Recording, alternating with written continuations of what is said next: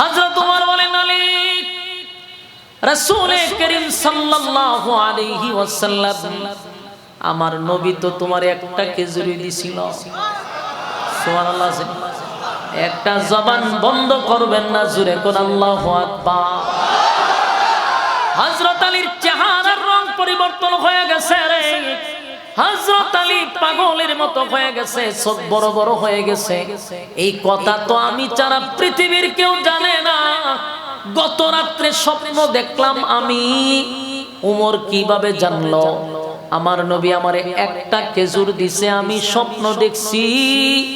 হযরত উমর কেমনে জানলো? হযরত আলী বলেন, উমর, এই কথা তো আমি ছাড়া পৃথিবীর কেউ জানে না।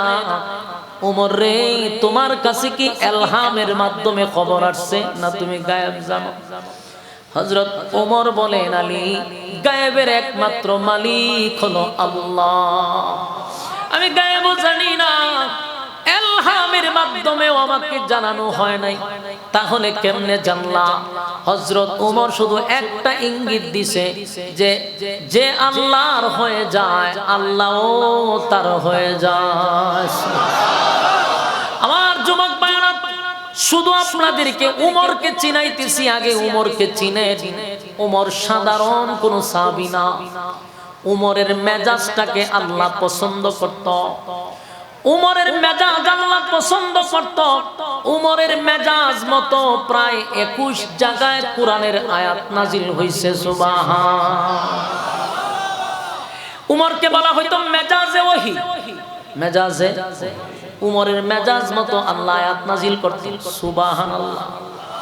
উমর সাধারণ কোন সাহাবী নয়। উমরের মেজাজ মতো যে আয়াত নাজিল হয়, একটা ঘটনা শুনেন, তাহলেই উমররে চিনতে পারবেন। উমররে চিনলেই আলোচনা বুঝতে পারবেন।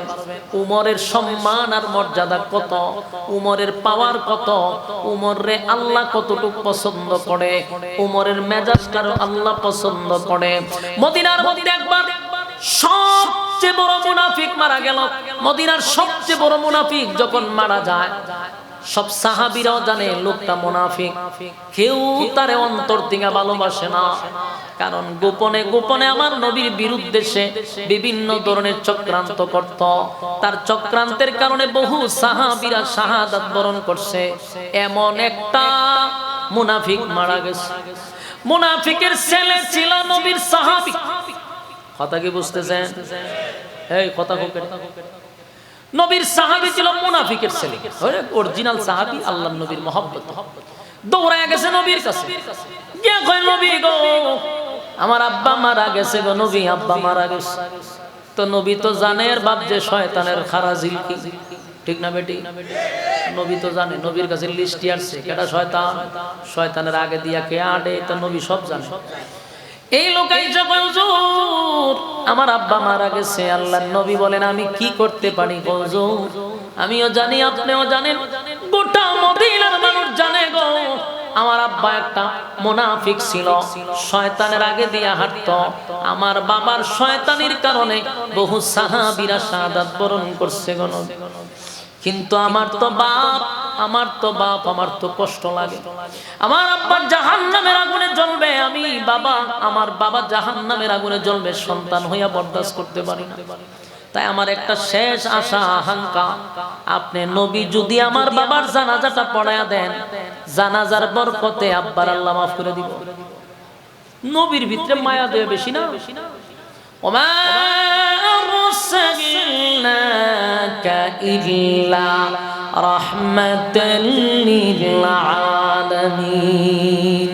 আমার যুবক ভাইরা, আমার নবী হলো গোটা পৃথিবীর জন্য রহমত। নবীর মায়া দয়া বেশি। যেই মাত্র বলছে হুজুর আপনার জানাজার কারণে যদি আমার আব্বারে মাফ করে দেয়, এই জন্য আসছি।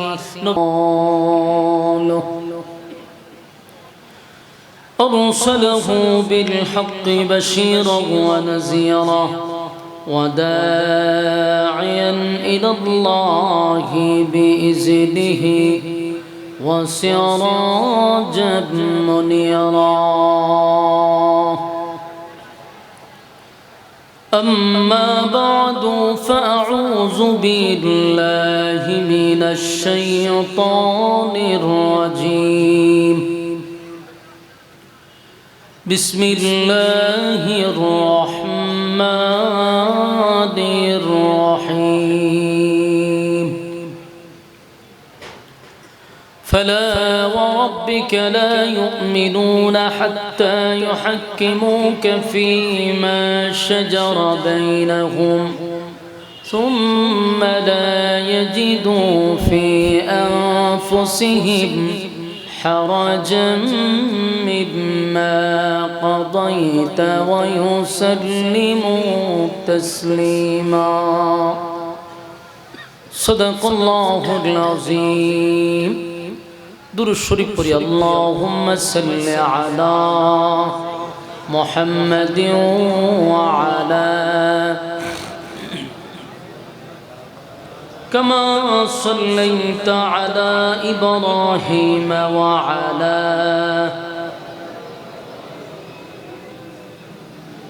إنك حميد مجيد اللهم بارك على محمد وعلى آل محمد كما باركت على إبراهيم وعلى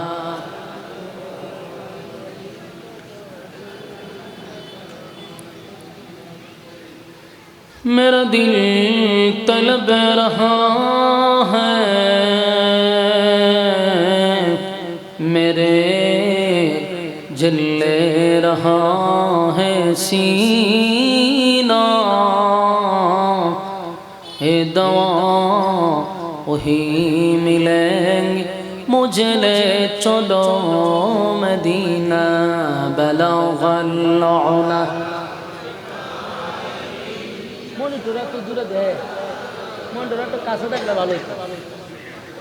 حسنت جميع خصاله صلوا عليه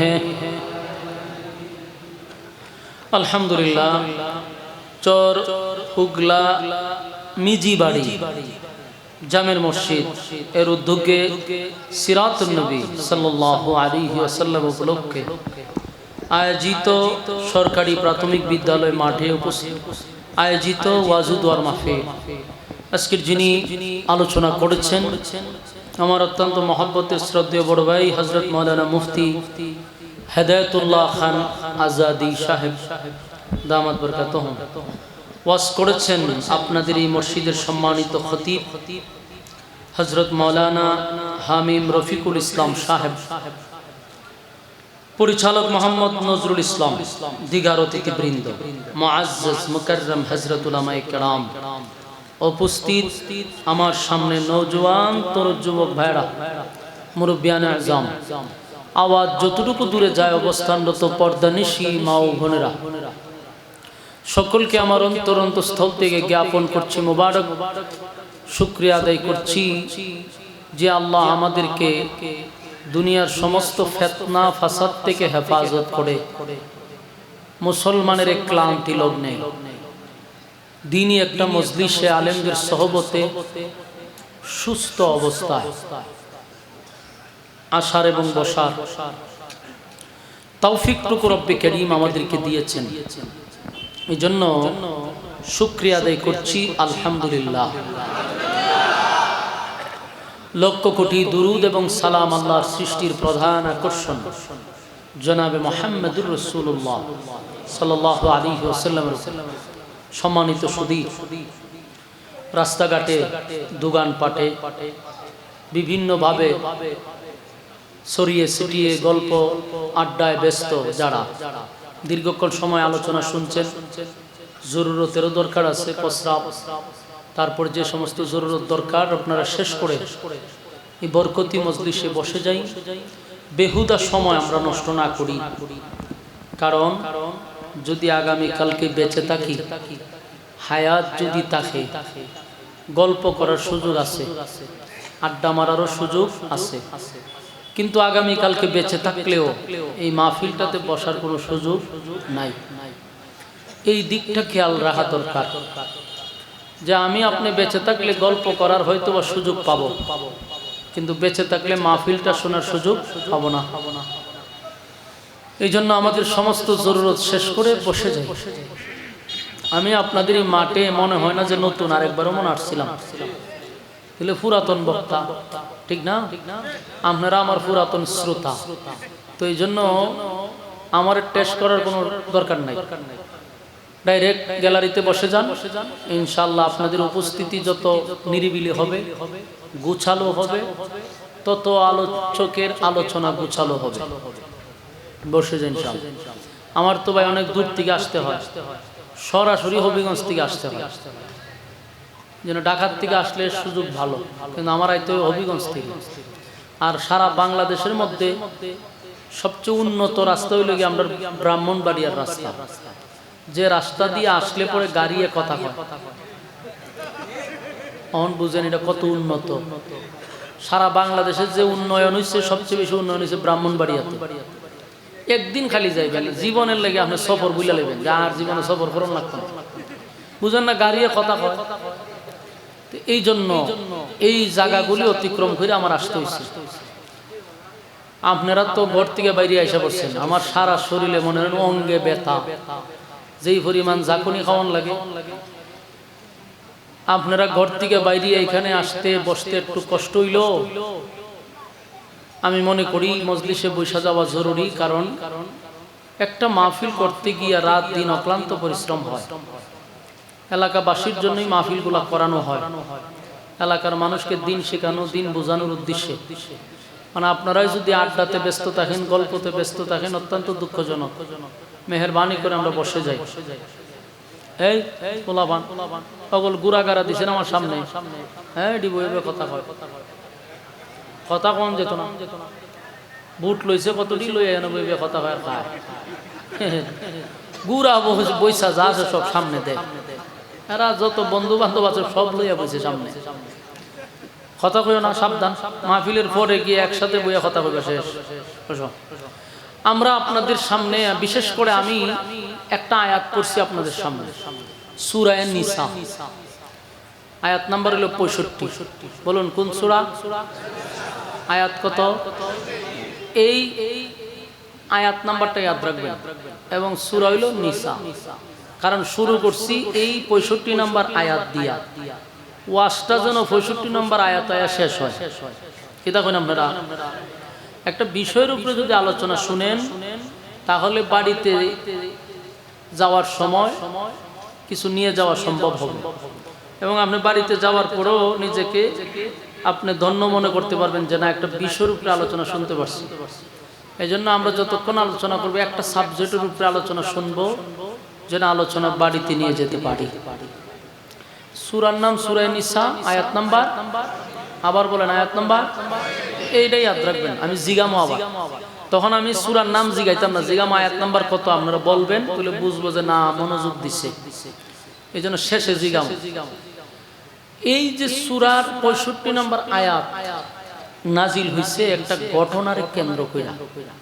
কোরআনের সূরা অথবা আয়াত কোন সময় আল্লাহ নাজিল করছে কোন ঘটনার কেন্দ্র কইরা, আর না হয় কোনো সমস্যার সমাধান দেওয়ার জন্য, আর না হয় কোনো প্রশ্নের উত্তরে। এই তিন কারণের যে কোনো এক কারণে কোরআনের আয়াত অথবা সূরা নাজিল হইছে। তো আমার তেলাওয়াত কি তো আয়াতটা নাজিল হইছে একটা ঘটনার কেন্দ্র কইরা, যে বিশাল এক ঘটনা।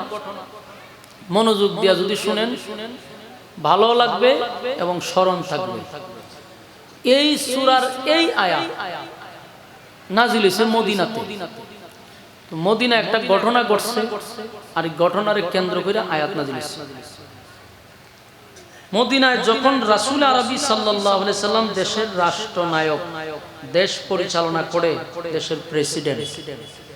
বলুন রাসূল দেশের কি ছিল এটা জানেননি? আমাদের দেশের অনেক উম্মতরা নবীর উম্মত দাবি করে, ঠিক, কিন্তু নবী যে দেশের রাষ্ট্রনায়ক ছিল এটা অনেকে জানেই না।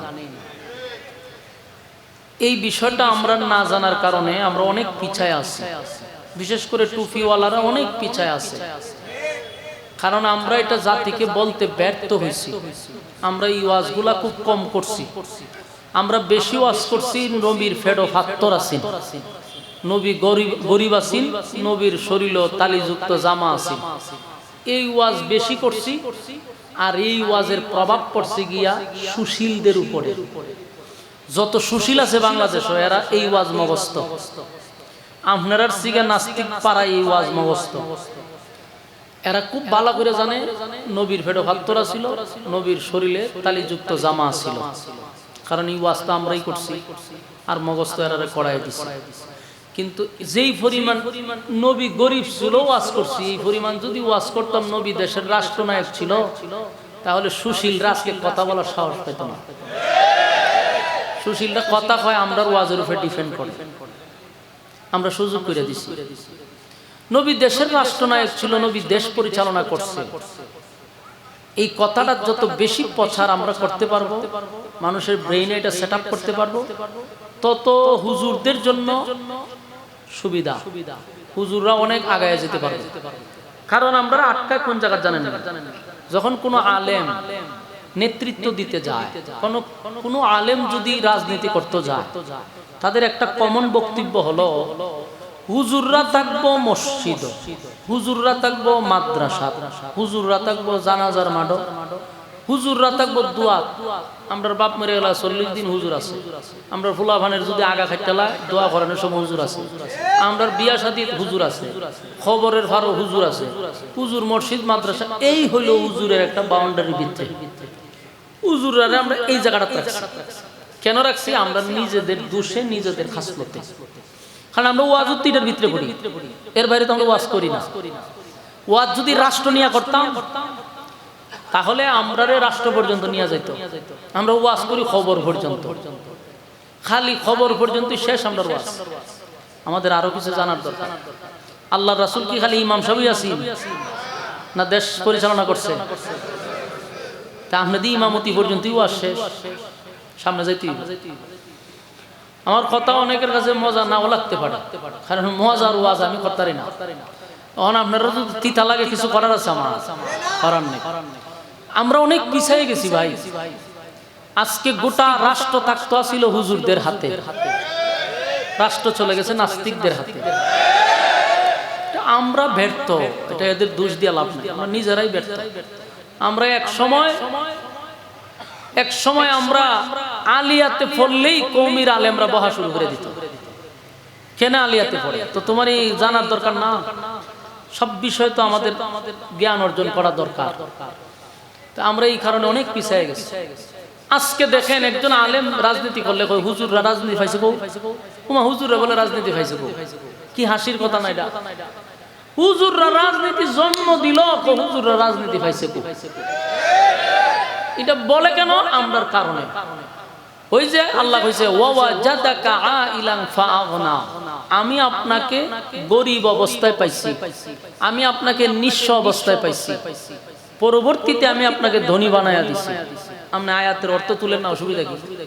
আল্লাহ প্রথম কি কইছে? আপনি গরীব ছিলেন, পরে কি কইছে? ধনী বানাইছি। ধনী যে বানাইছি শব্দ বাদ দিয়ে দিছে, ওই খালি গরীবের ওয়াজ করছে। নবীর ফেডো ফাত্তর কইয়া ওয়াজ কইরা নিজে আবার আমি গিয়া মুরগের রানো টানি। তো ওয়াজে আর কাজে তো মিললো না। আমার নবীর ফেডো ফাত্তর, আমি আবার গিয়া ফার্মের মুরগ খাই না, আমার দেশে মুরগ দিতে, তাহলে মিললো না তো। এই জন্য সবকিছু মিলাইয়া দরকার।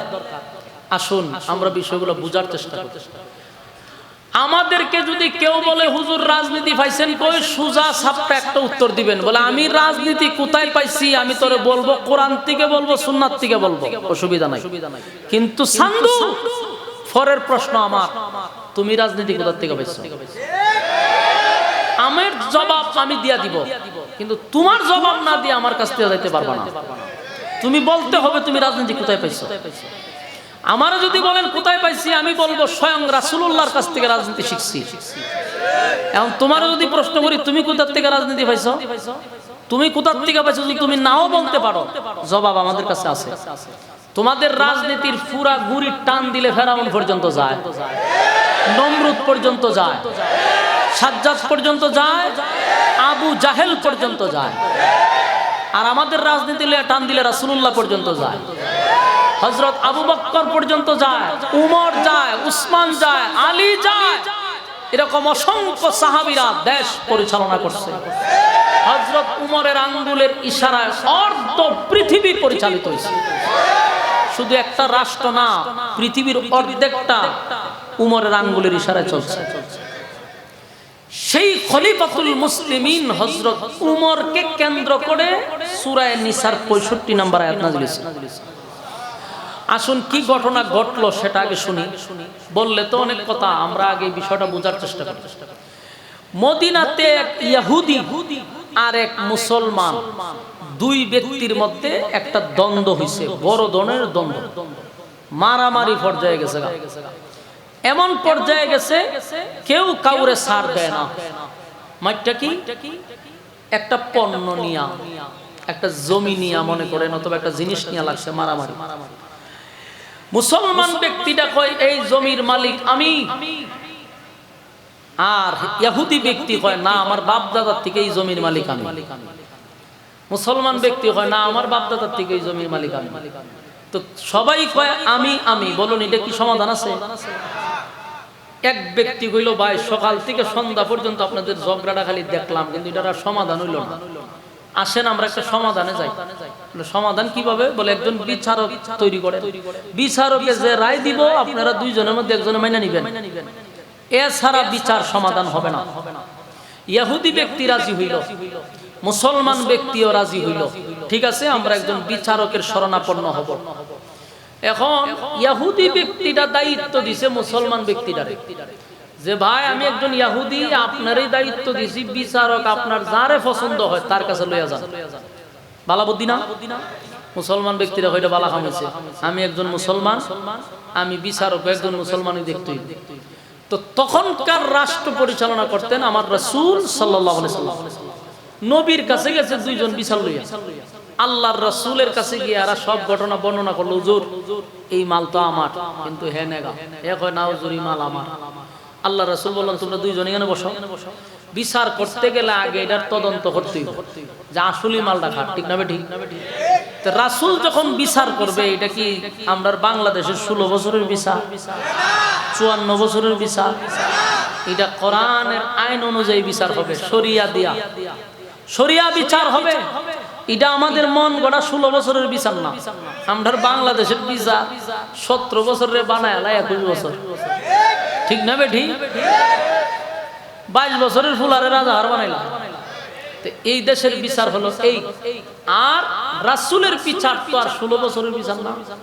রাসূল এটা সুষ্ঠু তদন্ত করছে, তদন্ত করে দেখে যে আসলে মালটার মালিক হইল ইহুদি, মুসলমান ব্যক্তি না।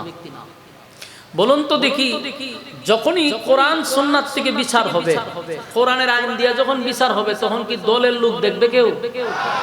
কিন্তু যখন কোরআনের আইন চলবে না, তখন দেখবেন দল ভিত্তিক বিচার হয়। আমার দল হইলে ন্যায় বিচার, অন্য দল হইলে বিচার নাই। আল্লাহর রাসূল যখন কোরআন থেকে বিচার করছে, তখন সে আমার দলের হোক, বিচার যে রায় পাবে সেই এই জমির মালিক হবে। ইহুদিরে ডাক দেন না, বলে মালের মূলত মালিক হইল ইহুদি, নাও এই মাল লইয়া তুমি বাড়ি যাও। মুসলমান ব্যক্তি বিচার পাইছে না। ইহুদি ব্যক্তি খুশি হইয়া মাল লইয়া আনন্দের সহিত বাড়ির দিকে রওনা দিছে। মুসলমান ব্যক্তির মনটা বেশি ভালো না, কারণ বিচারটা পাইছে না। সে রাসূলের কাছ থেকে চলে গেছে, রাস্তা গিয়া ইহুদি ব্যক্তিরা আবার আটকাইছে।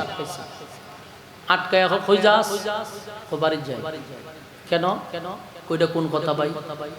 বিচার পাইলাম আমি, রায় পাইলাম আমি, বাড়ির যাবো না তো যাবো কো? ও বিচার তো আমি মানি না। নাউজুবিল্লাহ হইতে পারে, বিচারিটা আমার পছন্দ হয়েছে। ইহুদি ব্যক্তি হয় সর্বনাশ। বিচারক পছন্দ করলেন আপনি, আপনার নবী মুহাম্মদুর রাসূলুল্লাহ সাল্লাল্লাহু আলাইহি সাল্লাম বিচার কইরা তদন্ত কইরা রায় দিল আমারে, মাল পাইলাম আমি, আনন্দের সহিত যাই বাড়ি। রাস্তার মধ্যে আপনি সন্ত্রাসী খায় দেয় আমার ঠ্যাং টুং ভাঙিয়ে নেবেন, ঘটনা কি? মাল দিতাম না। এটা হইল জোরজার মূল্য। এখন এই বেচারা তো পড়ছে মুসিবত, কারণ মুসলমান ব্যক্তির লগে কুস্তি করে পারতো না। এখন সে পড়ছে মহা মুসিবত, বিচার পাইলাম আমি, এখন মাল আমার নিতে দেয় না। শেষে কইল ভাই আপনি কি চান, আপনার উদ্দেশ্য কি? কই বিচারটা আমার পছন্দ হয়েছে না, আমি এটা সানি বিচার করব, মানে এটা দ্বিতীয় বিচার করব। এখন ইহুদি ব্যক্তি বলল আগের বিচারক আপনি পছন্দ করছেন, এখনের বিচারটাও আপনি পছন্দ করেন, আমি তো মাইনা নেওয়া স্যার আমার উপায় নাই। কারণ হইলো আপনি বিচার কইরা রায় ফেলাম আমি, এও আমার মাল দেন না, তে নেন আরেকবার যখন বিচার করতে চান তাহলে আপনি বিচারক আপনি নিজেই পছন্দ করেন। ইহুদি ব্যক্তির ধারণা হইলো আমি যদি একটা ইহুদি, কিন্তু আমার ইয়াকিন আর বিশ্বাস মুসলমানের বিচার হয় সঠিক বিচার। দেখেন একটা ইহুদির ভিতরের ধারণা, যে কোনো মুসলমান তো বিচার করবে, আমার কোনো অসুবিধা নাই। এই লোককে জিগাইলে তো আপনার পছন্দ কে? আমার একজন পছন্দ আছে। দুজন গেছে গিয়া ওই যে ব্যক্তি দ্বিতীয়বার বিচারালয়ে যাইতেছে মুসলমান ব্যক্তিটা, তার পছন্দ হয়েছে উমর রে। হযরত উমরের কাছে সে দ্বিতীয় বিচার লইয়া যাইব, সানি বিচার করবে। ইহুদি ব্যক্তি কয় আমার কোনো অসুবিধা নাই। হযরত উমরের কাছে গেছে দুই ব্যক্তি, গিয়া দিয়ে হযরত উমর বসা, গিয়া বলে হুজুর আমরা একটা বিচার লইয়া আইছি। কি বিচার? মুসলমান ব্যক্তিরা হুজুর এই মাল ডাইডা আমার, কিন্তু ইহুদি ব্যক্তিটা জোরদস্তি করে আমার কাছে মাল লইয়া যাগা, বিচারটা আপনি করে দেন। ইহুদি ব্যক্তি হুজুর বিচারটা আপনি করবেন, কিন্তু একটা কথা আছে। কি কথা? কইটা কিন্তু প্রথম বিচার না, এই বিচার আগে একবার হইছে, এটা সানি বিচার। তো হযরত ওমর জিগাইতে আগে বিচারটা করছে কে? তো আপনার নবী মুহাম্মদুর রাসূলুল্লাহ সাল্লাল্লাহু আলাইহি সাল্লাম বিচার কইরা রায় দিছে আমারে, আপনারা মুসলমান ব্যক্তিরা রাস্তা গিয়া কয় আপনার নবীর বিচার বলে এর পছন্দ হইছে না। যেই খালি কথাটা বলছে হযরত উমর আসিন বসাত লাভ দিয়া দাঁড়ায় গেছে, চেহারার রং পরিবর্তন হয়ে গেছে, হযরত উমরের পশম দিয়া ঘাম বাহির হয়ে গেছে, হযরত উমর চেহারার বিকৃত হয়ে গেছে। মুসলমান ব্যক্তিরা বলল কিরে ঘটনা কি সত্য? জি ঘটনা সত্য। বিচারটা কি আমার নবী করছিল? বলে জি। তোর পছন্দ হইছে না? জি না। তা আমি বিচার করলে তোর পছন্দ হইব? বলে জি পছন্দ হইব।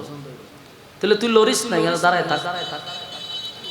দুই ব্যক্তিরে দাঁড় করাইয়া হযরত উমর ঘরের ভিতরে গেছে, গিয়ে একটা লম্বা তরবারি লইছে, দাঁড়ালো তরবারি, তরবারিটা লইয়া দুইজনের মাঝখানে খারিছে, খারিয়া কয় ইহুদি ব্যক্তি যদি আমার কাছে বলতো আমার নবীর বিচার পছন্দ হইছে না, আমি মাইনা নিতাম, আমার কষ্ট লাগতো না। একজন বিধর্মী যদি বলতো নবীর বিচার পছন্দ হয় না, আমি মেনে নিতাম। কিন্তু তুই নিজেরে মুসলমান দাবি কইরা আমার সামনে দাঁড়াইয়া আমার নবীর বিচার পছন্দ হয় না, সানি বিচারের জন্য আমি উমরের কাছে আসছস, আমি উমরের বিচার তোর পছন্দ হবে, নবীর বিচার তোর পছন্দ হয় নাই, তাহলে আমি উমরের বিচারের সিদ্ধান্ত হলো তোর বডি থেকে মাথা আলাদা করে দেওয়া। এগুলো উমরের বিচার। উমর এই কথা বলার সাথে সাথে তরবারি নিয়ে একটা মারছে, একেবারে কল্লা 10 হাত দুনিয়া ফেলা দিছে, বডির থেকে মাথা আলাদা। এটা হলো উমরের বিচার। বলুন এটা কার বিচার? এক কূপ দিছে, একটা কুবা শামসুর মান কুবাইলিছে ভালো, ঠিক না বেটি? অহন বিচার পছন্দ হয়েছে। এই দৃশ্য দেখে ইহুদি ব্যক্তি জাগাত প্রস্রাব করে দিছে। এটা আমি থাকলে আমি প্রস্রাব করে দিলাম, আপনার সামনে একটা মানুষের মাথা ফালা দিছে, আমি ঠিক থাকবে? আমি কাম করে নিলাম। হেতে বয়ে কাঁপতে কাঁপতে কাঁপতে কাঁপতে প্রস্রাব পায়না করেছে। উমরে সাহেব দেখে এর অবস্থা খারাপ, জিগা এই কাম হরসত করে আপনি কি ওখানে আমারে মারবেন? না, তুই তোর মাল লইয়া বাড়ির যা, কারণ আমার নবী যেখানে বিচার করছে এখানে বিচার করার কোনো সুযোগ নাই, সুজা মাল লইয়া বাড়ির যা।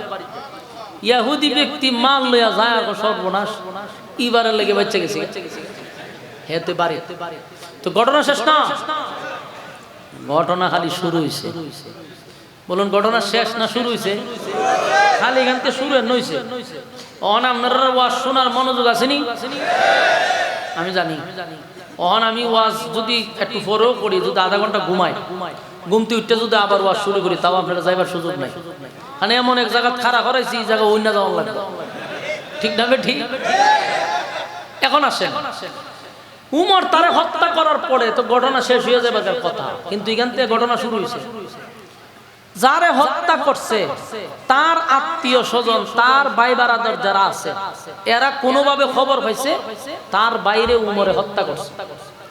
হেরা দৌড়াই আসছে, আয়সা দেখে বাইয়ের বডি একখানো মাথার একখানো। এই দৃশ্য দিকে সর্বনাশ করে লেছে। তাড়াতাড়ি মাথার বডি লইয়া আগে উমরের বাড়ির থেকে সরছে, এই শরীর লইয়া দৌড়াই গেছে। গিয়া আর করলো কি, লাশ রাখিয়া রাসূলের কাছে গেছে, কারণ রাসূল দেশের প্রেসিডেন্ট, রাসূলের কাছে গেছে। গিয়া দেখেন কত মাথায় আলা। প্রথম গিয়ে রাসূল একটা প্রশ্ন করছে, হুজুর একটা প্রশ্ন করতাম, কেউ যদি আপনার বিচার পছন্দ না হয়, এই লোকটাও অন্য জায়গায় বিচার লইয়া গেলে কি কোরআনের কোন আয়াত নাজিল হইছে, কোন বাধা আছে আল্লাহর পক্ষ থেকে? রাসূল বলেন না, এরকম কোন আয়াত নাজিল হইছে না। আচ্ছা, তা আপনার পক্ষ থেকে কোনো বাধা আছে না? মনে করেন আপনার বিচারটা পছন্দ হইছে না, আমি আরেক জায়গায় বিচার লইয়া গেলে কি ইসলামে কোনো বাধা আছে? না, এরকম কোনো বাধা নাই। এখন তার ফিকাপ বেড়ে গেছে। তো তইলে আপনার উমরে আমার নির্দোষ ভাইটারে হত্যা করলো কেন? আমার ভাইয়ের তো কোনো দোষ নাই। আমার ভাইয়ের বিচার পছন্দ হয়েছে না, আমার ভাই আরেক জায়গায় বিচার লইয়া গেছে। এটা যদি আমার ভাইয়ের অপরাধ না হয়, তাহলে নির্দোষ ভাইটারে উমরে কেন হত্যা করলো? হুজুর বিচার দেন। লাগছিনি দরবার? এমন দরবার লাগছে, কোনানকার ঘটনা কই পর্যন্ত গেছে বুঝতে পারছে? কারণ এই কোরআনেও কোনো আয়াত নাজিল হইছে না যে আপনার বিচার পছন্দ হইছে না, আপনি আরেক জায়গায় যাইতে পারবেন না, এটা ইসলামে কোনো বাধা নাই। আপনার বিচার পছন্দ হইছে না, আরেক জায়গায় বিচার লয়ে যাবেন, কোনো অসুবিধা নেই। রাসূলের পক্ষ থেকে কোনো বাধা নাই। এখন এদের প্রশ্ন হইল, যদি কোরআনে বাধা না থাকে, আপনার পক্ষ থেকে বাধা না থাকে, তাহলে আমার বাইরে যে হত্যা করলো উমরে, আমার ভাই তো নির্দোষ। পুরা মদিনায় তো লারা ফিরে গেছে, সর্বনাশ, উমর একটা নির্দোষ মানুষকে হত্যা করছে। এখন তারা উমরের নামে হত্যা মামলা করছে। কি মামলা? হত্যা মামলা। এটা আমরা দেশের হত্যা মামলা না, ভালো করে মনোযোগ দিয়ে শুনেন। এটা আমাদের দেশের হত্যা মামলা না, এটা মদিনার হত্যা মামলা। হত্যা মামলা যে করছে, শরিয়া আইন অনুযায়ী হত্যার বদলা কি? হত্যা। হত্যার বদলা হত্যা। তো উমরের নামে দিছে হত্যা মামলা, তার মানে উমরে কি করবে? হত্যা করবে। ED system. অনেক এই ওয়াজ শুনলে আমাদের দেশে সুশীলটা কইতো বর্বর, কইতো জাহিলিয়াতের যুগের আইন। তা আমার প্রশ্ন হলো, রে সুশীলের গরের সুশীল, তোদের আইন দিয়া 54 বছরে গুম খুন দর্শন কমাইতে পারছে না বাড়াইছে? প্রতি সেকেন্ডে বাংলাদেশে দর্শন হয়, প্রতিদিন কতজন মানুষকে খুন করা হয় আপনি জরিপ করেন না? তো সুশীলের আইন দিয়া 54 বছরে কত লক্ষ মানুষ এই বাংলাদেশে মারা গেছে, কত লক্ষ মানুষকে গুম করা হয়েছে, হত্যা করা হয়েছে সুশীলদের আইন দিয়া। কোরআন সুন্নাহর আইন শুধু 1 বছর চালু করে দেখেন, বাংলাদেশের দর্শন বন্ধ হয়ে যাবে একদিনে, খুন খারাপি বন্ধ হবে, কোথাও আর দর্শন হবে না, খুন খারাপি হবে না, চিন্তায় হবে না, চাঁদাবাজি টেন্ডারবাজি হবে না, শুধু শরিয়া আইন চালু করে দেন। এই জন্য শরিয়া আইন অনেকের শরীরে অ্যালার্জি শুরু হয়ে যাবে। কেন? কারণ শরিয়া আইন চালু হইলে পরে কারা ধরা খাবে? বাংলাদেশের বড় বড় বোয়াল গুলা ধরা খাবে। কারণ চুরি ডাকাতির মধ্যে সাধারণ মানুষ জড়িত না, বড় বড় বোয়ালরা জড়িত। এরা চিন্তা করে এই আইন যদি চালু হয়, তো প্রথম গর্দান তো আমার যাইব, তা আমি কেমনে এটা সাপোর্ট করব? মূল ঘটনা হয়ে গেল। শরিয়া আইন তারা ভয় পায় যারা চুর, যারা ডাকাত, যারা বদমাশ, যারা চাঁদাবাজ, যারা টেন্ডারবাজ, এরা ভয় পায়। আপনি যদি চাঁদাবাজি না করে থাকেন, আপনি যদি জেনা না করে থাকেন, আপনি যদি মানুষ খুন না করেন, আপনার ভয় কিসের? আমরা বলি এটা হওয়া দরকার, কিন্তু হইতে দেয় না কারা? যারা এই কাজে জড়িত। তো আল্লাহর রাসূলের আইন যখন, আল্লাহর বিধান, হত্যার বদলা হত্যা। এখন উমরের নামে দিছে হত্যা মামলা, তার মানে উমরকে হত্যা করা হবে। পুরা মদিনায় লারা পড়ছে। এখন আপনাদের কাছে আমার প্রশ্ন, উমর কি সাধারণ কোন সাহাবী? উমর তো কোন সাধারণ সাহাবী না। বাকি ওয়াজ যদি আপনারা বুঝতে চান, তাহলে আগে উমররে আপনারা চিনতে হবে। উমররে না চিনা পর্যন্ত আমার এই বাকি অংশের ওয়াজ আপনারা বুঝে আসতাম। আগে উমররে চিনেন। উমর প্রথমত অবস্থায় বুঝতে হবে, উমর কোন সাধারণ সাহাবী না। আল্লাহর রাসূল নিজে বলছেন, আমার পরে নবুয়তের দরজায় তালা মারা। যদি কোন নবী দুনিয়াতে আল্লাহ পাঠাইতো, উমররে নবী বানাই দিত। উমর কোন দরজার সাহাবী? হযরত উমর এমন এক সাহাবী, আমার প্রথম গাছের খেজুর সব সাহাবীদের মধ্যে যেন বন্টন করে দেয়, আর আমার খেজুর গাছের জন্য দোয়া করে আল্লাহ যেন খেজুর বাগানে বরকত দেয়। হযরত আলী রাদিয়াল্লাহু তাআলা আনহু খেজুরের টুকরিটা লইয়া উমরের কাছে গেছে, গিয়ে টুকরিটা দিছে। হযরত উমর এই টুকরির থেকে একটা খেজুর হযরত আলীর মুখে দিছে। সুবহানাল্লাহ। খেজুর খুব মজা। হযরত আলী বললেন যে উমর, যেই পরিমাণ খেজুর আছে টুকরির মধ্যে, সব সাহাবীদেরকে দেওয়ার পরেও খেজুর থাকবো, তো তুমি তো আমার আরো কয়েকটা দিতে পারো, একটা দিলা কা? চিন্তা করলাম, আমি নবী যদি জানাজা পড়ে দেই আর আমার মালিক যদি লোকটারে মাফ করে দেয়, অসুবিধা কি? আমি জানাজা পড়াবো। যেই বলছে পড়াবো, এই লোকটাও একটা দৌড় মারছে মদিনার অলিতে গলিতে, এক সেকেন্ডও নবীর কাছে বসে নাই, কারণ জানে যদি বসা থাকি জিবরাইল আইসা পড়বো, আয়াত নাজিল করে জানাজা বন্ধ করে দিব। তাই দৌড় মাইরা মদিনার অলিতে গলিতে গিয়া কয়, তোমরা জানো নি আমার আব্বার জানাজা কিন্তু নবী পড়াবে। দিছে ফসার কইরা।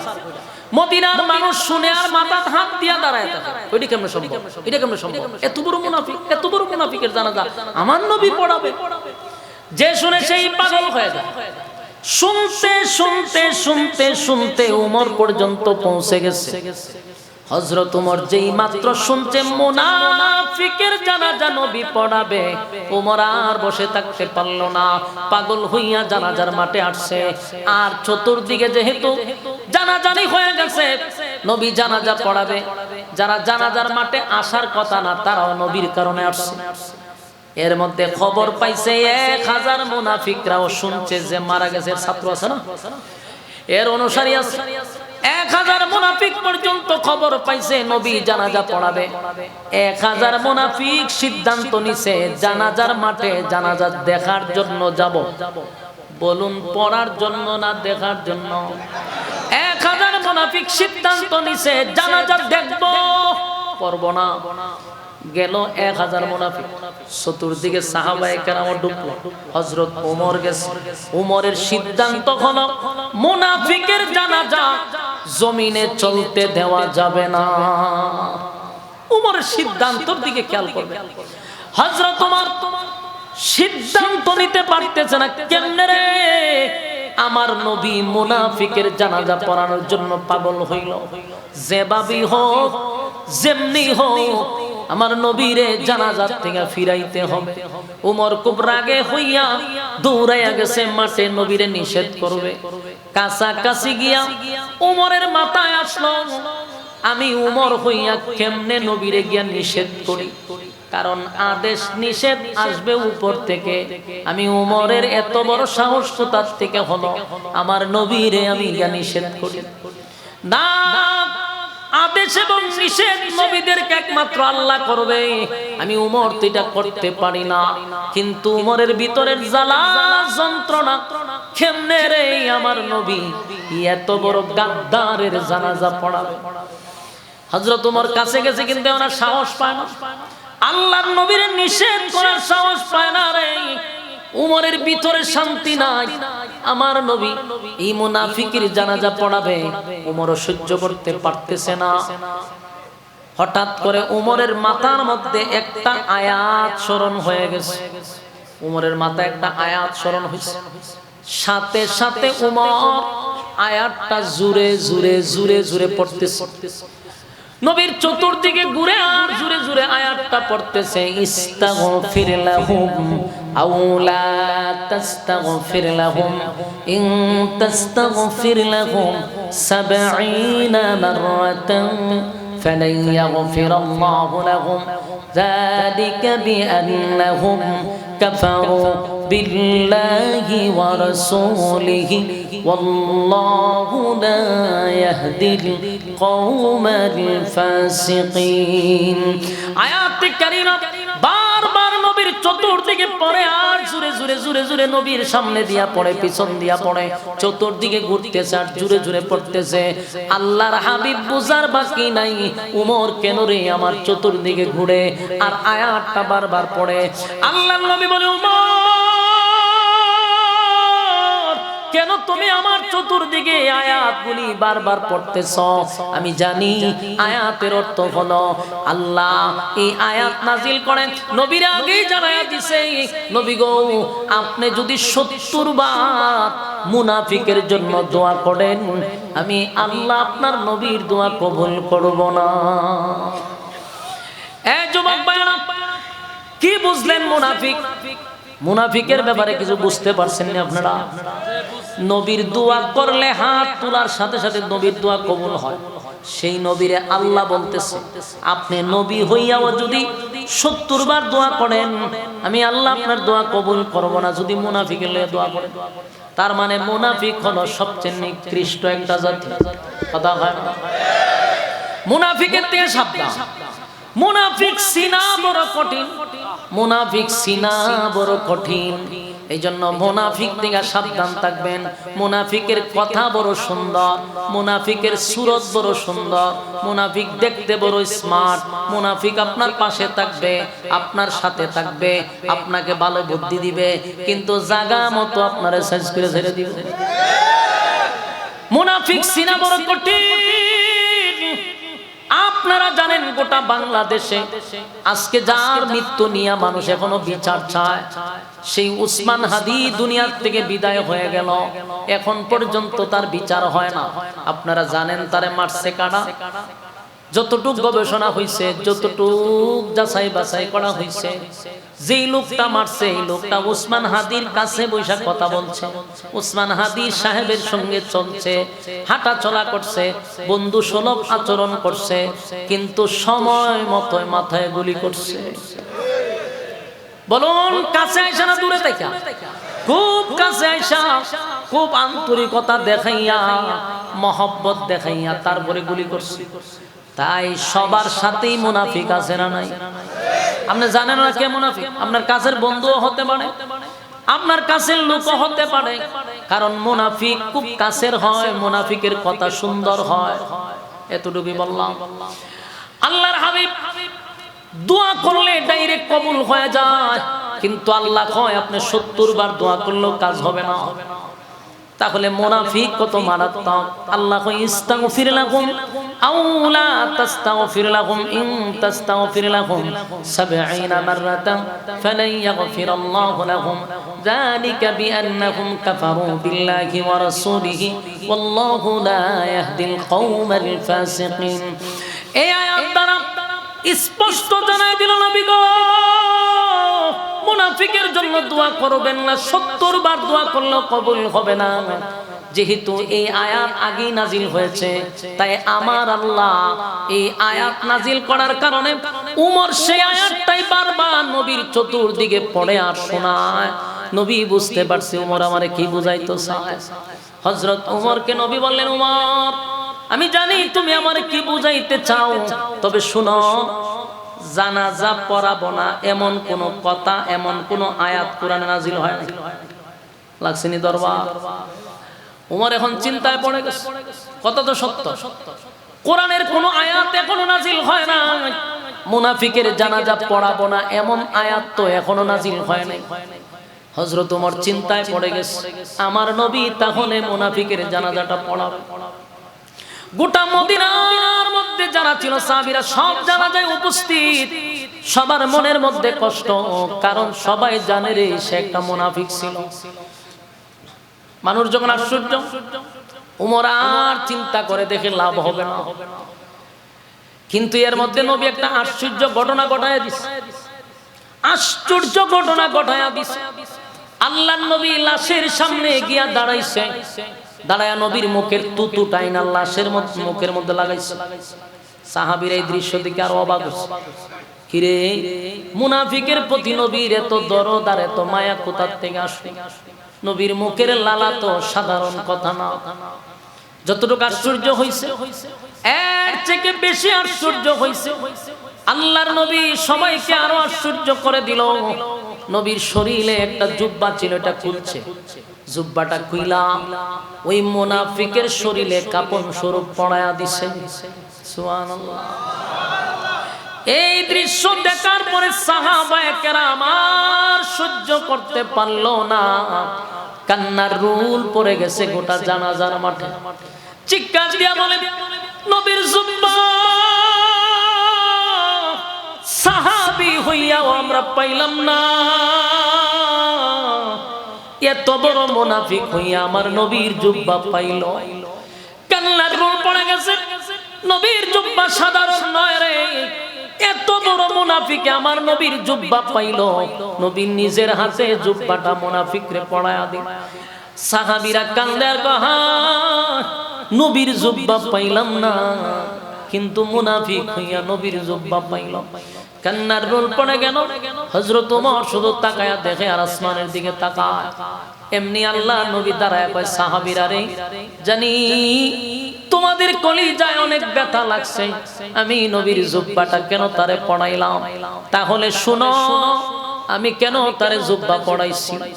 বদরের যুদ্ধে যখন সাহাবীরা শাহাদাত বরণ করলো, তাদেরকে আমরা দাফন করব, কাফন পরাবো, এমন কাপড়ই ছিল না। অনেক সাহাবীদের নিজের জুব্বা কুলে কুলে সাহাবীদেরকে পরায়া দিছে কাফন স্বরূপ। এদের মধ্যে একজন লোক ছিল, আমার আপন চাচা ছিল, শাহাদাত বরণ করছে। আমার চাচা ছিল সবার থেকে লম্বা, একটু মোটা, তাই অন্যান্য সাহাবীদের জুব্বা আমার চাচার শরীরে লাগে না। আমার কাছে দাঁড়ায়া ছিল আব্দুল্লাহ ইবনে উবাই ইবনে সুলুল, যে মারা গেছে, হে দাঁড়ায় আছে। সেদিন শরমে হোক লজ্জায় হোক, সে যেহেতু লম্বা এবং মোটা, তাই নিজের জুব্বাটা খুলে আমার চাচারে সেদিন সে পড়ায়া দিছিল। আমি নবী আব্দুল্লাহ ইবনে উবাই ইবনে সুলুলের কাছে ঋণী ছিলাম। আজকে আমি আমার জুব্বাটা তারে পরাইয়া আমি নবীর ঋণ থেকে মুক্ত হয়ে গেলাম। আমার যুবক ভাইরা, এই দৃশ্যগুলা যখন সবাই দেখতেছিল, পাশে 1000 মুনাফিক আছিল, ইয়াদ আছে? জানাজা পড়ার জন্য আসছে না, দেখার জন্য। জানাজা দেখার জন্য 1000 মুনাফিক আসছিল। তারা ওই দৃশ্যটা দেখে তাদের চোখে পানি চলে আসছে, কারণ আমাদের নেতা মারা গেছে রে। যেই নেতার পরামর্শে মুহাম্মদের ক্ষতি করলাম, ইসলামের ক্ষতি করলাম, ষড়যন্ত্র করলাম, আজকে আমাদের নেতারে আব্দুল্লাহর পুত্র মুহাম্মদ নিজের জুব্বা খুলে পড়ায়া দেয়, নিজের মুখের থু লাগায়া দেয়। আমরা কার বিরোধিতা করলাম, কার বিরুদ্ধে ষড়যন্ত্র করলাম? ওনার মতো মানুষ হয় না, উনি আল্লাহর পয়গম্বর, এতে কোনো সন্দেহ নাই। 1000 মুনাফিক নবীর কাছে গিয়া বলে, নবী গো, অন্যায় করছি, অপরাধ করছি, বুঝতে পারি নাই অন্যায় করছি, নিজের মাথায় নিজে কোরআন মারছি। এই যে লোকটা মারা গেছে গো নবী, তার পরামর্শে, তার চক্রান্তে ইসলামের মধ্যে 12টা বাজাইলাম, আপনি নবীর ক্ষতি করলাম। আপনার এই লোকের কারণে, আমাদের নেতার কারণে বহু সাহাবীরা শাহাদাত বরণ করছে। ওগো নবীজি, আজকে বুঝতে পারছি আপনার চরিত্র, আপনার আখলাক দেখে আমরা পাগল হয়ে গেছি। সুবহান। আমার নবীর চরিত্র ছিল আযীম চরিত্র। সুবহান। ওয়া ইন্নাকা লা'আলা খুলুকিন আযীম।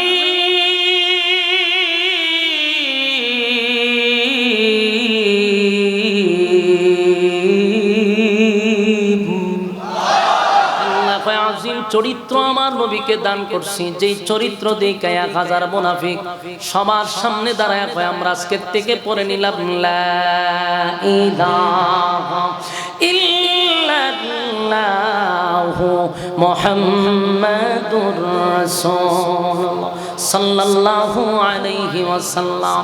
বলুন তো দেখি মরছে কয়টা? আরো জোরে। কলেমা পড়ছে কয়টা? একটা বললো, 1000 কালেমা পড়লো। এই দৃশ্য দেখার পরে সাহাবীরা একটু খুশি হইছে, এতক্ষণ মনটা বড় খারাপ ছিল। 1000 যেহেতু কালেমা পড়া ইসলাম ধর্ম গ্রহণ করছে, সাহাবীরা মনে মনে খুশি, কিন্তু সে এখনো হয় নাই। তিনি হলেন হযরত ওমর। ওমরের যুক্তি হলো, এতক্ষণ না হয় আমার নবী জানতো না, এখন তো স্পষ্ট নবী বুঝতে পারছে এই লোকটা কত বড় মাফের মুনাফিক ছিল।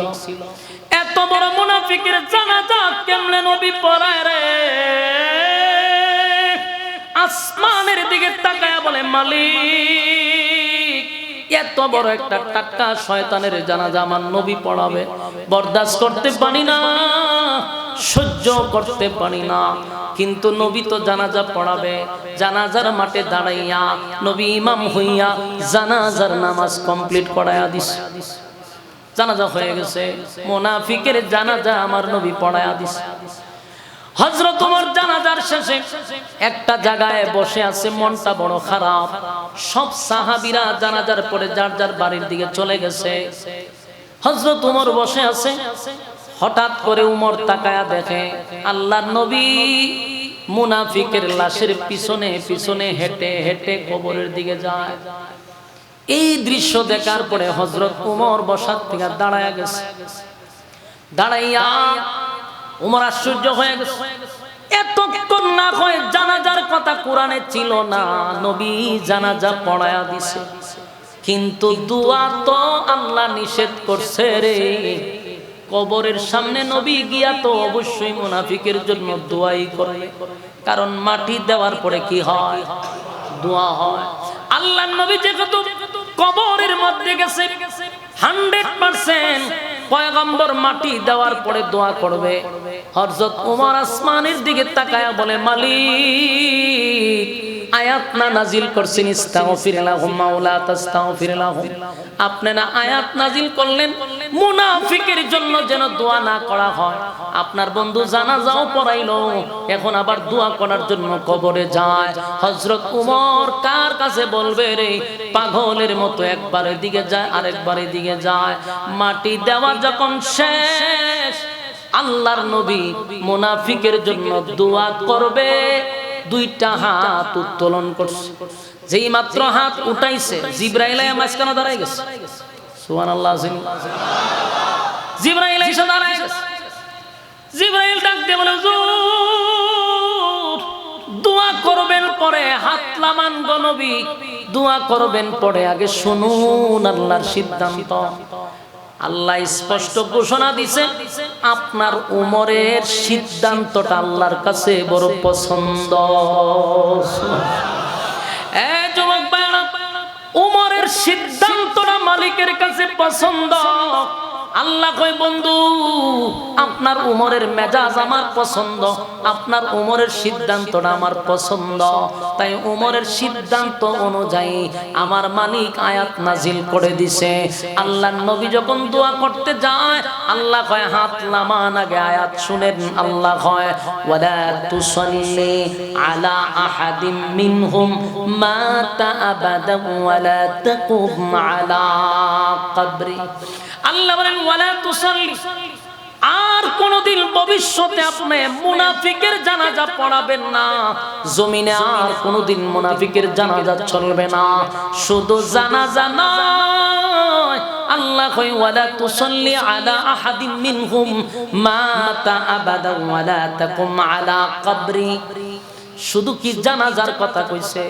আল্লাহ কয় কবরের সামনে দাঁড়াইয়া কোন মুনাফিকের জন্য দোয়াও করবেন না। সুবহানাল্লাহ। আমি আপনাদের কাছে জানতে চাই, এই সিদ্ধান্তটা কার ছিল? ওমরের ছিল। বলুন কার? ওমরের ভিতরে ছিল। মুনাফিকের জানাজা জমিনে চলবে না, চলবে না, চলতে পারে না। আল্লাহর সাথে সাথে আয়াত নাজিল করে জানায়া দেয়, ওয়ালা তুসাল্লি, নেক্সট টাইমে, পরবর্তীতে ভবিষ্যতে আর কোনদিন মুনাফিকের জানাজা আপনি নবী পড়াবেন না। এখন আপনাদের এই আয়াতের বিষয়টা বুঝতে হবে। আল্লাহ যে বলছে আপনি জানাজা পড়াবেন না, আয়াত নাজিল হয়েছে। আয়াত নাজিল হয় তার বিশেষ কোনো কারণে, কিন্তু তার হুকুম থাকে কিয়ামত পর্যন্ত। বলুন হুকুম কতদিন? ওই কথা বুঝেননি? হুকুম কতদিন? কিয়ামত পর্যন্ত। নামাজের আয়াত নাজিল হয়েছে কত বছর আগে? 1500 বছর আগে। নামাজের হুকুম আছে না নাই? রোজার হুকুম আছে না নাই? ঠিক তেমনি ভাবে 1500 বছর আগে আল্লাহ বলছে মুনাফিকের জানাজা পড়াবেন না। তার মানে কিয়ামত পর্যন্ত উম্মতি মুহাম্মদী মুনাফিকের জানাজা পড়াইতে পারবে না। আমার কথা কি বুঝতেছেন? মুনাফিক চিনবেন কেমনে? গোটা বাংলাদেশে গত 16 বছর থেকে নিয়ে আপনি 54 বছর হিসাব করতে পারেন যে বাংলার মাটিতে দাঁড়াইয়া আজকে যারা বড় বড় কথা বলতেছে এরকম অসংখ্য লোক কোরআনের বিরোধিতা করছে, টুপির বিরোধিতা করছে, দাড়ির বিরোধিতা করছে, মাদ্রাসার বিরোধিতা করছে, মাদ্রাসাকে জঙ্গি রাস্তানা বলে আখ্যায়িত করছে। ওই সমস্ত দালালগুলি যদি মারা যায় বাংলাদেশে কোনো আলেম তাদের জানাজা পড়াইতে পারবে না। এটা আল্লাহর আইন, মানুষের আইন নয়। যদি কোনো মৌলবী জানাজা পড়ায় সেই মৌলবীর পিছনে নামাজ হবে না, সেও মুরতাদ হয়ে যাবে। কারণ কোরআনের আইন যদি আপনি না মানেন আপনি আর মুসলমান থাকেন না। সুতরাং সাবধান, কোন মুনাফিকের জানাজা আপনারা শরীক হবেন না কোন মৌলবী যদি পড়ায়। কারণ সব মির্জাফরের সাথে একটা মির্জাফর থাকে, ঠিক না বে ঠিক? এরকম দরবারি কিছু আলেম থাকে, তারা সরকারের ডাকে গিয়ে জানাজা পড়ায়, এদের পিছনে নামাজ হবে না, কোরআন অস্বীকার করছে, ঠিক না বে ঠিক? আয়াত নাজিল হয়ে গেছে। দেখেন, আমি শুধু এটা বুঝাইতে চাই যে উমর সাধারণ কোন সাহাবী না। উমরের মেজাজ আল্লাহ পছন্দ করে, উমরের মেজাজ অনুযায়ী আল্লাহ কোরআনের আয়াত নাজিল করে। শুধু এখানেই তো শেষ না, হযরত উমর এমন একজন সাহাবী, নবী বলেন আমি উমর রে আল্লাহর কাছ থেকে ছায়া আনছি। বলুন উমর রে কি করছে? আল্লাহর কাছ থেকে ছায়া আনছে, ছায়া। আল্লাহর নবী বলেন উমর এমনি এমনি কালেমা পড়ে নাই, আমি উমরকে আল্লাহর কাছ থেকে ছায়া আনছি। আমার মালিকের কাছে বলছি আল্লাহ উমরকে দিয়া দেন, আল্লাহ দিয়া দিছে। সেই উমরের বিরুদ্ধে হত্যা মামলা, ইয়াদ আছে? উমরের বিরুদ্ধে হত্যা মামলা। ওই লোকটাকে যখন তার বডি থেকে মাথা আলাদা করে দিছে, আত্মীয় স্বজন উমরের বিরুদ্ধে হত্যা মামলা করছে। মামলা করার পরে গোটা মদিনায় আলোড়ন হয়ে গেল। উমর একটা নির্দোষ মানুষকে হত্যা করছে। বিজ্ঞ বিজ্ঞ সাহাবীরা ছিল, তারার বক্তব্য হলো না, উমর একটা নির্দোষ মানুষকে হত্যা করতে পারে না। আমার যুবক ভাইরা, তৎকালীন সময়ে সাংঘাতিক ছিল না, কিন্তু মুখ সাংঘাতিক ছিল। মুখ মিডিয়া ওই সময়েরও কিছু মুনাফিক আছে, এরা এটারে তিললে তাল বানাইয়া সারা মদিনায় প্রচার করছে। দেখছো নির্দোষ নিরহ একবার নিষ্পাপ একটা মানুষকে উমর মেরে নিছে, মানুষের কাছে বিতর্কিত করা নিছে। গোটা মদিনায় আলোড়ন হয়ে গেছে, ওমর একটা নির্দোষ মানুষকে হত্যা করছে রে। মদিনায় যখন আন্দোলন হয়ে গেল, মামলা হয়ে গেছে, উমরকে গ্রেফতার করছে।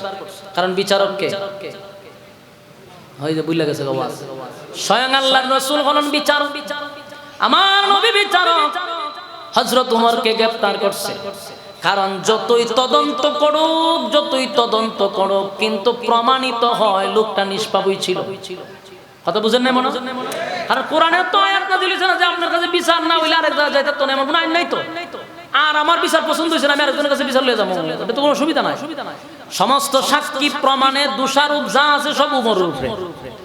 উমর একটা নির্দোষ মানুষকে হত্যা করছে, নবী হইয়া পয়গম্বর নিজে মামলা তদন্ত করছে। স্পেশাল টিম দিয়া মামলা তদন্ত করছে, ওইটা দেখে আসলে উমর দোষী, ওই লোকটা নির্দোষী। মামলা হয়ে গেল রে, গোটা মদিনায় কান্নার রোল পড়ে গেছে। নবী একটা বিষয়ে চিন্তিত, একটা বিষয়ে, এটা হলো উমর রে আমি আল্লাহর কাছ থেকে ছায়া আনছিলাম, আজকে উমরে কামড়া করলো কি? উমর গোটা ইসলামটাকে প্রশ্নবিদ্ধ করলো, নির্দোষ মানুষটারে হত্যা করে। নবীও খুব চিন্তিত। গোটা মদিনার মানুষ দৌড়াই আসছে, উমর রে কাঠগড়ায় উঠাইছে। অপরাধীর কাঠগড়ায় নবীরে হযরত উমর রে উঠাইল। নবী হইল বিচারক, উমর হইল অপরাধী। বলুন উমর হইল আর নবী হইল বিচারক। এবার নবী যদি রায় দেয় সাথে সাথে উমর রে ফাঁসি দেওয়া হবে, উমরকে মৃত্যুদণ্ড দেওয়া হবে, উমরকে মৃত্যুদণ্ড দেওয়া হবে রে। গোটা মদিনায় অনেক সাহাবীরা কান্না শুরু করছে, হায় হায় উমর এমন কাজ করতে পারে না, উমর এমন কাজ করতে পারে না। আবার কেউ কেউ বলে উমরের রাগের বশত হইয়া মানুষটাকে হত্যা করছে। আবার কেউ কেউ কয় নবী তদন্ত করছে, এটা কি আর এমনি? নিশ্চয় অপরাধী, নবীর তদন্তে বাহির হয়ে আসছে ওই লোকটা নিষ্পাপ ছিল, উমর অপরাধী ছিল। তাই আল্লাহর হাবিব বিচারক হইয়া দুজনে যখন নবী বিচারক আর উমর হইল কাঠগড়ার সামনে দাঁড়ায় আছে। এবার আল্লাহর নবী রায় দিবে, রায় দেওয়ার সাথে সাথেই তো উমরকে মৃত্যুদণ্ড দেওয়া হবে। যেই মাত্র আল্লাহর নবী রায় দিবে রে, ঠিক এই মুহূর্তে আল্লাহ জিবরাইল পাঠায়া দিছে। জিবরাইল ডাক দিয়ে বলে, হুজুর বিচার করবেন পরে, বিচার করবেন পরে, আগে শুনেন এই যে মামলা, আপনি হইলেন বিচারক, উমর হইল অপরাধী। নবী গো, মামলা লড়ার জন্য একজন উকিলের দরকার। আপনি বিচারক, উমর হইল অপরাধী, আর এই মামলা লড়ার জন্য একজন বিচারকের দরকার, একজন উকিলের দরকার। মামলা লড়বে জানেননি? আজকের এই মামলার উকিলকে বলে, আজকের মামলার উকিল স্বয়ং আমার আল্লাহ। এই একটা জবান বন্ধ রাখবেন না, জুরে কোন আল্লাহু আকবার, আরো জুরে কোন আল্লাহু আকবার। এই ইমানের আওয়াজ দিয়ে বলেন আল্লাহু আকবার। উমরের জন্য আল্লাহ নিজেই উকিল হয়ে গেছে রে। উমরের পক্ষে আল্লাহ নিজেই উকিল হয়ে গেল, উমরের পক্ষে আল্লাহ নিজেই উকিল হয়ে গেল। ডাক দিয়া কয়, নবী গো, আপনি রায় দিবেন, আল্লাহ স্বয়ং মামলা লড়বে। বলুন তো দেখি, আল্লাহ যদি উকিল হয়ে যায়, নবী কি আর রায় দেওয়া সম্ভব? এবার আল্লাহ বলেন, আগো নবীজি এবার শুনেন আল্লাহ কি বলে। সাথে সাথে সূরার নাম কি, আয়াত নাম্বার কত? মাশাআল্লাহ, সূরা নিসার 65 নাম্বার আয়াতটা আল্লাহ তখন নাজিল করে দেয়। আল্লাহ বলেন, ফালা ওয়া রাব্বিকা লা ইউমিনুনা হাত্তা ইউহাক্কিমুকা ফীমা শাজারা বাইনাহুম সুম্মা লা ইয়াজিদু ফি আনফুসিহিম হারাজান মিম্মা কাদাইতা ওয়া ইউসাল্লিমু তাসলিমা। আল্লাহ বলেন, বন্ধু, ফালা ওয়া রাব্বিকা, ফালা ওয়া রাব্বিকা, আপনার রবের কসম, আপনার রবের কসম। আয়াতের শুরুতে আল্লাহ কসম করছে, ফালা ওয়া রাব্বিকা, আপনার রবের কসম করে বলি গো নবী, আপনার উমর কোন নির্দোষ মানুষকে হত্যা করে নাই। সুবহানাল্লাহ। গোটা মদিনার মানুষ জানে, গোটা মদিনার মানুষ জানে উমর একটা নির্দোষ মানুষকে হত্যা করছে, উমর একজন নির্দোষ মানুষকে হত্যা করছে। আমার নবীর তদন্তে বাহির হইছে, উমর একটা নির্দোষ মানুষকে হত্যা করছে। আর আল্লাহ কয়, ফালা ওয়া রাব্বিকা, আপনার রবের কসম, আপনার রবের কসম, উমর কোন নির্দোষ মানুষকে হত্যা করে নাই। কারণ উমর এমন একজন ব্যক্তি, উমরের রাঠারে মুনাফিক ধরা পড়ে যায়। উমরের কাছে যে রাটার আছে, উমর দেখলেই বুঝতে পারতো, কথা শুনলেই বুঝতে পারতো লোকটা মুমিন না মুনাফিক। উমর আল্লাহ ক্ষমতা দিছে, গোটা মদিনার মানুষ না বুঝতে পারলেও উমর যখন তার কথা শুনছে তখন বুঝতে পারছে লোকটা আদৌ কোনো মুমিন না মুনাফিক। আল্লাহ নাজিল করে কয়, আপনার রবের কসম, লোকটা নির্দোষ না, সে দোষী ছিল। আল্লাহ নিজে কয়, নবী গো, আপনি নবীর বিচার যাদের পছন্দ হয় না, আপনার নবীর বিচার যাদের ভালো লাগে না, এরা কোনোদিন মুসলমান হতে পারে না।